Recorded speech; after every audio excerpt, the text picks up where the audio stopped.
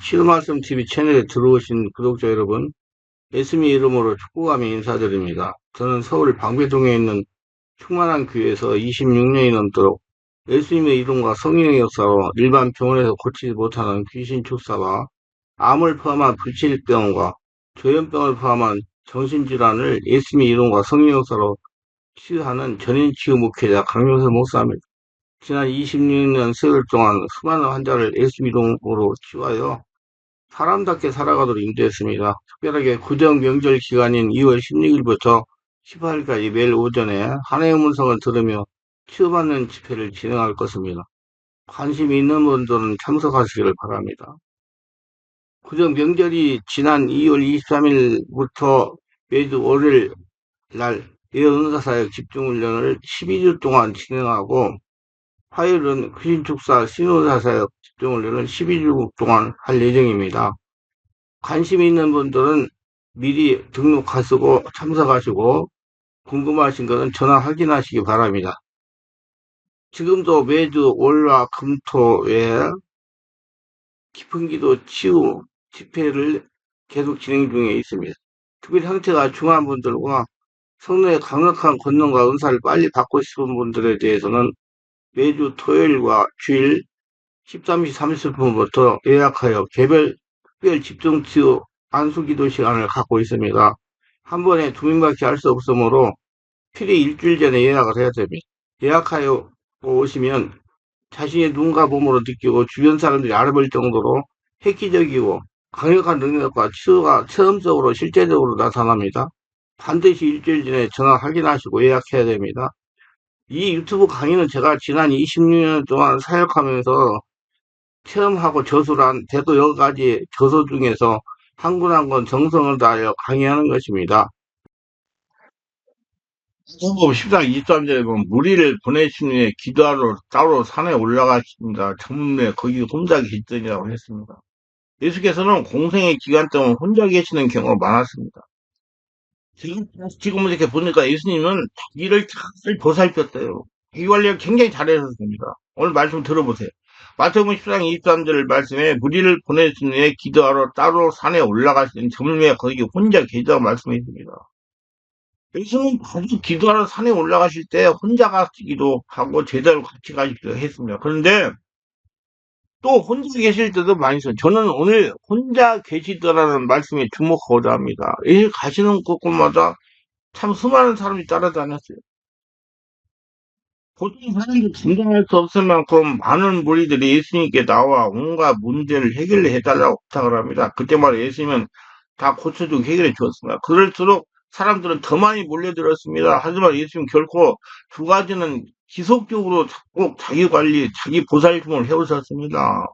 예수께서 그건 다름 아닌 하나님께 늘 기도하는 것과 자기를 돌보기 위하여 혼자 계시는 일, 이 두 가지는 늘 해오셨습니다. 여러분, 마찬가지예요. 여러분 항상 하나님께 온몸으로 깊은 기도 하시는 것과 자기를 잘 돌아보고 돌보는 일을 많이 하시기 바랍니다. 예수님과 같이. 닮으세요. 생활 속에서 혼자 사는 법을 배워야 돼요. 사람들 속에 들어가면 혼자 스스로 자기 관리할 수가 없으므로 혼자 계신 시간을 많이 가지신 것입니다. 혼자라도 하나님과 대면하며 스스로 홀려서시는 것 우리에게 본을 보이기 위해서입니다.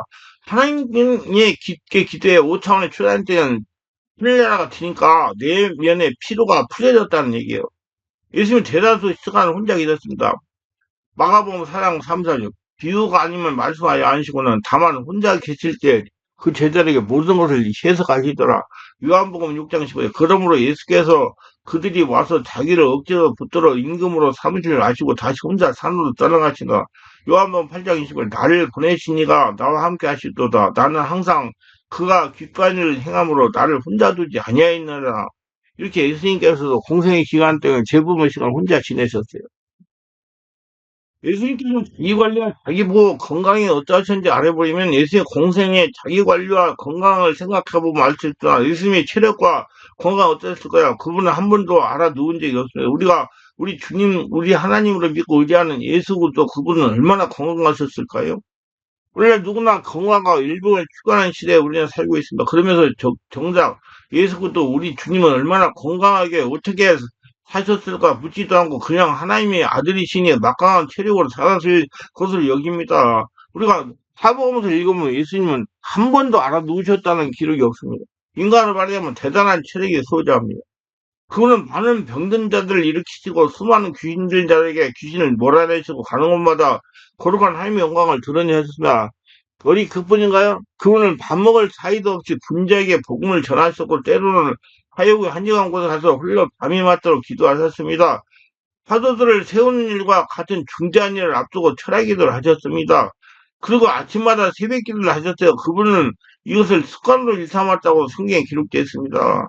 제자들은 예수님 곁에 안 계실 때 그들은 곧 그분을 찾을 수 있었습니다. 그분이 가는 곳은 뻔했기 때문입니다. 홀로 기도하러 한적한 곳에 가졌던 것입니다. 하나님 아들 예수 그리스도 그분은 세상에 계실 때 심한 통곡과 눈물로 전능하신 하나님께 나아가서 호사졌다고 기록되어 있습니다. 예수님의 기도 습관 중에 새벽 기도가 있어요. 마가복음 1장 35절 새벽 아직도 밝기 전에 이렇게 일어나 나가 한적한 곳으로 가서 거기서 기도하시더니 많은 분들이 새벽 기도를 만들었어. 그 예수님이 만들으셨어요. 예수님의 하루 일과는 무척이나 바쁘 일이 많았습니다. 마가복음 1장은 그걸 잘 말해줍니다. 예수께서 제도학교 가브라움에 들어가 있던 그날은 한식일이었습니다. 그분은 지체 없이 회당을 찾아 들어가 말씀을 가르치셨습니다. 그런데 마침 회당에 귀신들 사람이 예수님을 향해 소리를 질렀어요. 예수님이 누구신 줄 알고 두려워 떨며 소리를 냈습니다. 예수님은 그 영혼을 사로잡고는 귀신을 꾸짖고 쫓아냈습니다. 그 이후에 시몬의 집에 갔을 때 그 장모의 열병을 고치셨습니다. 이윽고 해가 저물어 갈 때 예수님이 소문을 듣고 사람들이 병든 자가 귀신들을 데리고 예수님께 나왔습니다. 예수님은 그들의 병을 일일이 고치시고 귀신을 내어 쫓아섰습니다. 예수님은 단체로 병을 낫게 하시거나 그룹으로 귀신을 쫓아내지 않았습니다. 그 한 영혼을 어루만지면서 귀신을 쫓아내 고치셨어요. 마지막 남은 한 사람마저 고침받고 돌아간 후에야 겨우 숨을 돌리고 밤늦게 잠자리에 들어가셨습니다. 그러니 피가 난 몸으로 잠을 청하셨습니다. 그리고 다음날 10시가 넘도록 주무셨나요? 아닙니다. 새벽을 깨우셨습니다. 새벽 중에도 가장 이른 비명을 깨우셨습니다. 있으면 새벽 기도를 위해 달콤한 새벽잠을 포기하셨습니다. 새벽에 하나님께 헌신하기 위하여 육신 한계를 뛰어넘으셨습니다. 여러분, 예수님이라고 새벽을 깨우는 것이 쉬웠겠나요? 아닙니다. 그분 역시 우리와 같은 체질을 가졌어요. 부족한 수면, 무거운 눈꺼풀, 피곤해지는 몸, 떨어지지 않은 발걸음, 지금은 이 모든 걸 단호하게 떨치고 새벽을 깨우셨습니다. 누가복음 20장 33절에 예수께서 낮에는 성전이라 가르치시고 밤에는 나가 감람이라는 산에서 쉬시니 모든 백성이 그 말씀을 들으시고 이른 아침에 성전에 나가다가 예수께서 이른 아침에 성전에 계신 걸 알기 때문에 그분의 말씀을 듣고자 하는 사람들이 이른 아침에 성전으로 나갔습니다. 사랑하시는 여러분, 예수님이시니까 그렇게 기도할 수 있었다고 생각하지 마시기를 바랍니다. 예수님도 그렇게 기도하셨다고 생각하시기를 바랍니다. 예수님도 그렇게 기도하셨다고 생각하라고요. 예수님 자기 관리를 했다는 거예요. 자기를 보호했다는 거예요. 내면 관리를 하셨다는 거예요. 예수님 그렇게 하셨다면 전능하신 하나님 아들이 그렇게 하셨다면 하물며 우리가 어떻게 기도하지 않고 하루를 시작할 수가 있겠습니까? 어떻게 기도하지 않고 일을 할 수 있겠습니까? 우리가 어떻게 말씀을 붙들지 않고 하루를 열 수가 있겠냐는 말입니다. 여러분, 이런 새벽보다 하나님의 말씀을 듣기에 좋은 시간이 있나요? 저는 이 아침에 일어나서 예, 기도하고 말씀 듣고 글을 쓸 때 정말 좋은 영감들이 많이 떠오릅니다. 이런 새벽에 하나님 말씀 듣기 좋은 시간이 없어요. 생명 저종 기도 시간 때가 있나요? 앤드루 머레이는 이렇게 말했어요. 그들의 삶에 가장 중요한 것은 세 가지가 있다. 하나는 주님을 영접하는 것이고, 둘째는 성령 충만을 받는 것이고, 셋째는 매일 아침 일찍 일어나는 것이다. 이 세 가지 중 첫째와 둘째를 유지하려면 반드시 아침 일찍 일어나는 습관을 가져야 된다. 그랬어요. 기도의 사람이면 생각하는 것이 도저히 몰랍니다. 그는 아침 일찍 일어나는 습관을 가지었습니다. 그가 평생 이런 습관을 가질 수 있다던 것은 숨은 일화가 있지만 한 번은 그 형제의 집에서 자게 되었습니다. 물론 아침 6시에 일어났어. 그런데 그 집주인은 물려보다 더 일찍 일어났습니다. 물려가 하도 이상해서 주인에게 왜 이렇게 일찍 일어나냐 하고 물었습니다. 그 주인이 하는 말이 이랬어요. 예기 말씀을 보면 제단 위에 소와 양의 똥을 드릴 수 없다고 되어 있습니다. 나도 똥 같은 시간을 하나님께 드리고 싶지 않았기 때문입니다. 그의 말에 충격을 받은 물려는 평생 5시에 일어나 기도했다고 합니다.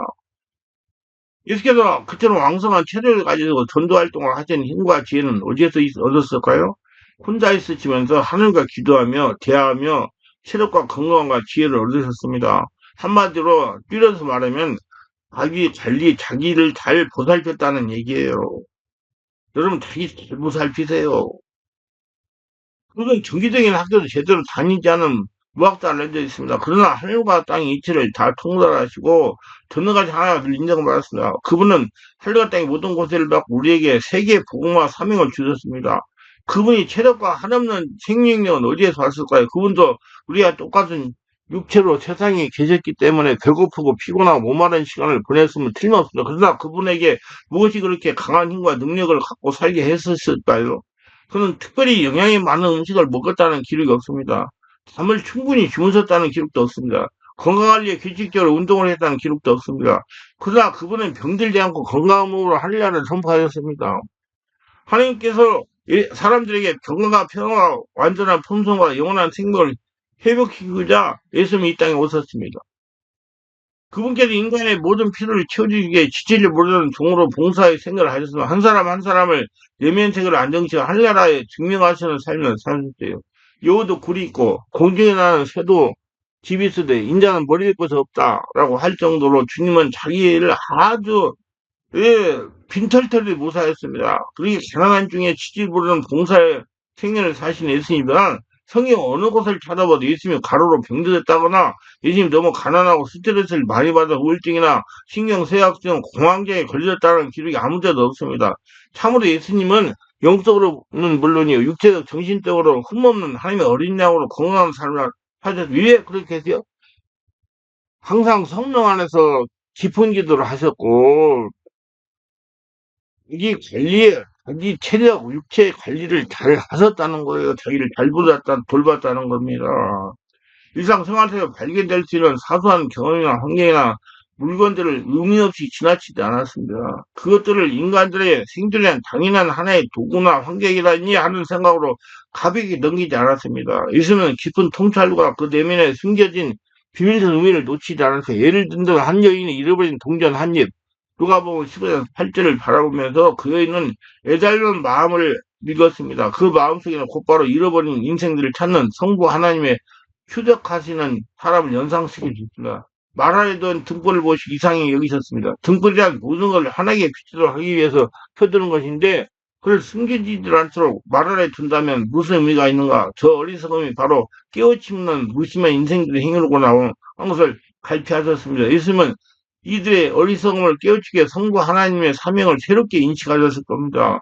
마을 광장에서 피리 부려 춤을 추는 어린이들과 또 애국하는 모습을 보셨습니다. 피리 부는 것을 즐거움의 표현이요, 애국하는 것은 슬픔의 표현입니다.